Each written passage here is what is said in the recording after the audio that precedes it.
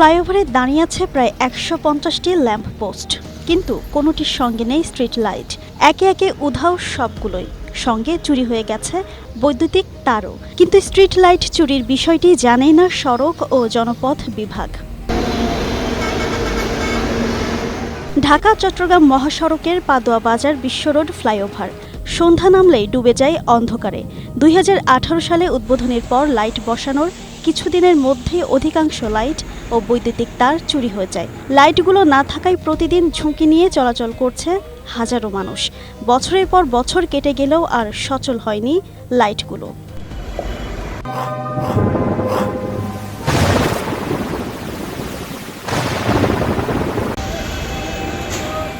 স্থানীয়দের অভিযোগ, অন্ধকারের সুযোগে বেড়েছে ছিনতাই, চলন্ত গাড়িতে ইটপাটকেল নিক্ষেপ এবং মাদকসেবীদের আনাগোনা। রাতে ফ্লাইওভারে উঠলে নিরাপত্তাহীনতায় ভোগেন চালক ও যাত্রীরা।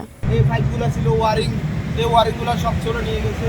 আমাদের এখানে অনেক সময় গাড়ি আমরা রাত বিরাতে একটু রেস্ট নেওয়ার জন্য রাখি, এখানে রাখতে পারি না চোরের জন্য। ছিনতাই বাড়ি গেছে, সব গোলায় নিয়ে গেছে। স্থানীয়দের দাবি, দীর্ঘদিনেও সমস্যার স্থায়ী সমাধানে কার্যকর কোনো উদ্যোগ দেখা যায়নি, অথচ এটি কুমিল্লার অন্যতম গুরুত্বপূর্ণ প্রবেশপথ। লাইটগুলো অতি তাড়াতাড়ি ব্যবস্থা করার জন্য কর্তৃপক্ষের জন্য সড়ক ও জনপথ বিভাগের তথ্য অনুযায়ী ফ্লাইওভারে প্রায় ১৫০টি স্ট্রিট লাইট ছিল, কিন্তু অধিকাংশই চুরি হয়েছে। আগামী অর্থ বছরে বরাদ্দ পেলে নতুন করে লাইট স্থাপনের পরিকল্পনার কথা জানিয়েছে কর্তৃপক্ষ। দীর্ঘদিন থেকে বন্ধ না, ৫ই আগস্টের পর থেকে আমার জানা মতো বিভিন্ন সময় চুরি হয়েছে।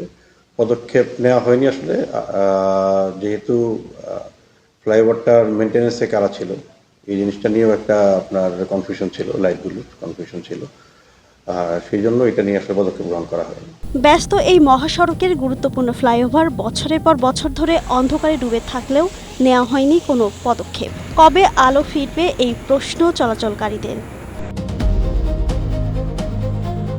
Desk report, Asia post.